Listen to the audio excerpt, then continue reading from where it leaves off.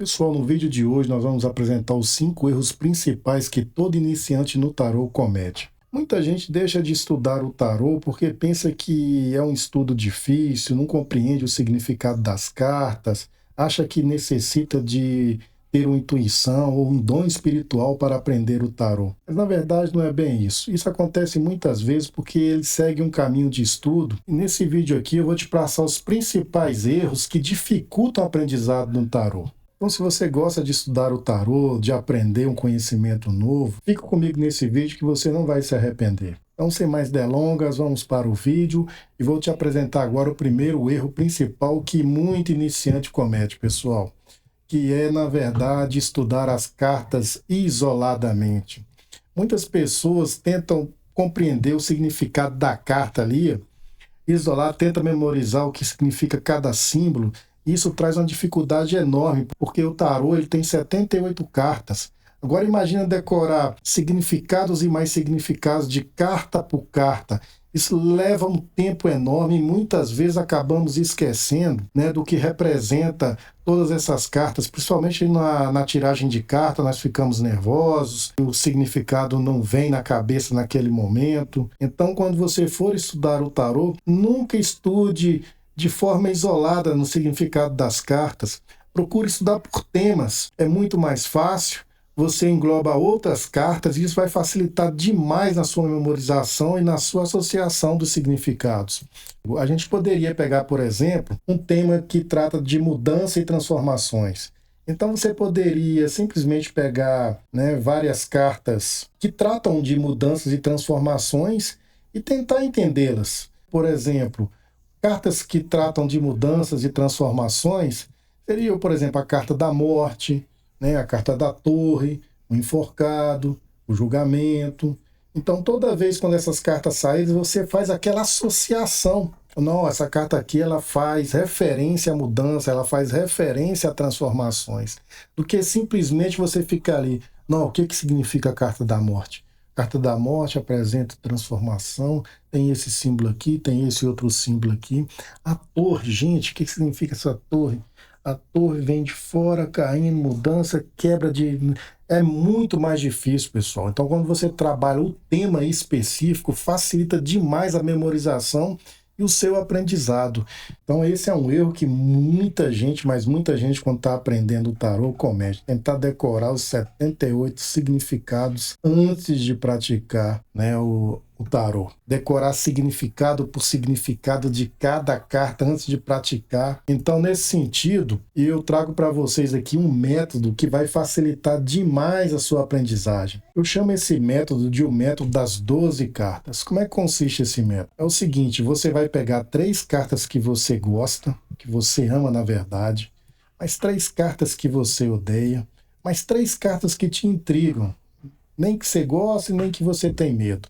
E mais 3 cartas aleatórias de qualquer, né, do baralho qualquer. Você vai juntar essas cartas, né, e cada dia você vai tirar uma carta dessa e vai meditar. Meditar que eu falo é não procurar livro algum. Você vai focar basicamente na simbologia da carta. Como exemplo, eu vou te mostrar a carta 2 de paus.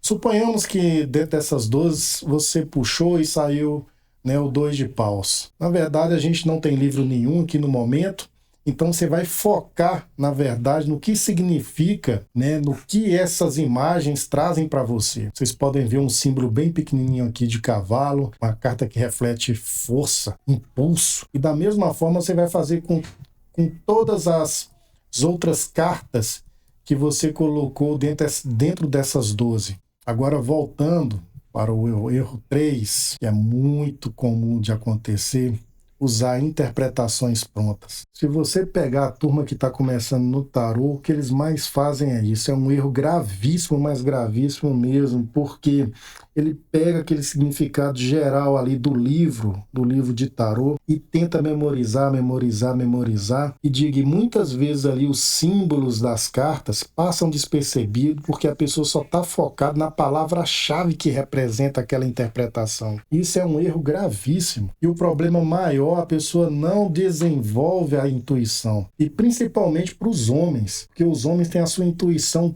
pouco desenvolvida do que a das mulheres, né? As mulheres têm uma intuição muito maior. Então, ela pegar uma carta ali, ela já bate o olho, já vê um significado à tona. Agora, o homem, por ter sua intuição pouco desenvolvida, e se for seguir as palavras-chave ali das interpretações que os livros fornecem, a intuição deles não vai ser desenvolvida de forma alguma.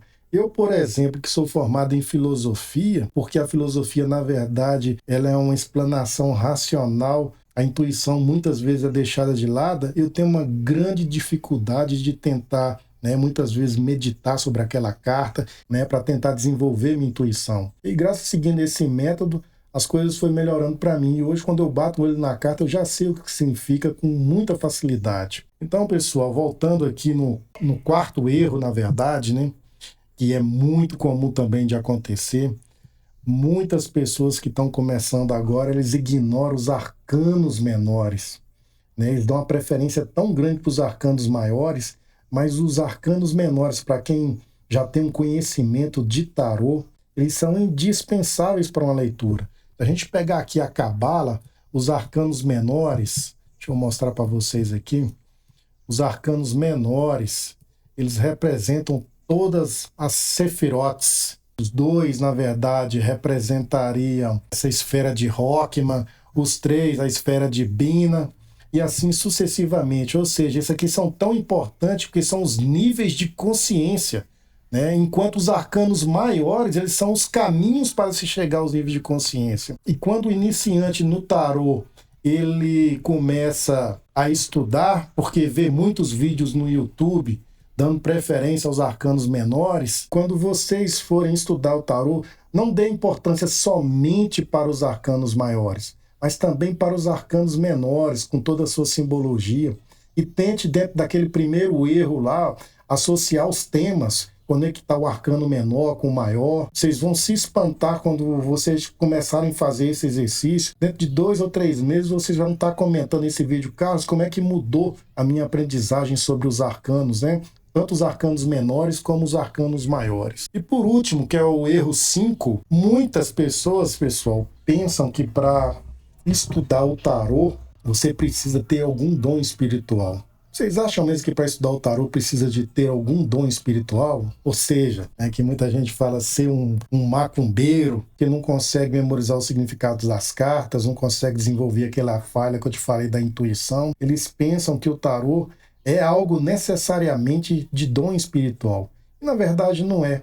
O tarô, na verdade, ele é um princípio ali para desenvolver a sua intuição, a sua meditação. Então, quando o estudante se volta para aqueles primeiros erros, eles caem nessa cilada: não, eu não tenho esse dom espiritual, não vou conseguir desenvolver no tarô. E falo uma coisa para vocês: 99% dos tarólogos, eles não têm esse dom espiritual, né? Porque quem realmente tem um dom espiritual, para que ele vai utilizar o tarô? Se já que ele tem um dom espiritual. O tarô é justamente para aquele que não tem um dom espiritual. Então, quando uma pessoa dizer que tem um dom espiritual, que foi seu mentor espiritual, que te ajudou a revelar os segredos na carta, isso é tudo papo furado. Então, pessoal, o negócio não é dom espiritual. Quando eu era mais jovem, a gente associava o tarólogo, né, quase a espécie mesmo ali de um macumbeiro, de uma sobrenatural. E hoje o tarô ele é utilizado até na psicologia. A gente tem livros ali de Jung, né, e a jornada do tarô com os arquétipos, justamente para desenvolver ali um auxílio psicológico no consulente. Então o tarô hoje ele ganhou uma outra dimensão. Além de desenvolver sua intuição, ele é também meditativo, ele é também psicológico no sentido de curar o consulente nas suas angústias, nas suas aflições. Então já te digo logo de cara, abandone essa parte de dom espiritual. E o tarô, na verdade, não é dom espiritual. Ele é um estudo sério, um estudo que exige esforço, um estudo que exige meditação e vai auxiliar não só você, mas as pessoas que procuram, né, uma orientação e um auxílio. Então, pessoal, os 5 erros principais são esses. Existem claramente outros erros, mas eu coloquei esses 5 aqui principais porque eles são o que justamente fazem, né, os iniciantes ali de aprender o tarô. Então, pessoal, não desista, continue estudando, aprendendo, continue assistindo os vídeos no canal. Qualquer dúvida, mande a mensagem ali nos comentários, a gente responde, o canal é novo. E qualquer tema assim, interessante que vai facilitar a aprendizagem do tarô, vou estar trazendo aqui em forma de vídeo, uma forma que a gente vai explicar de maneira mais fácil possível. Então é isso, pessoal. Um abraço e até a próxima. Espero vocês aí no próximo vídeo.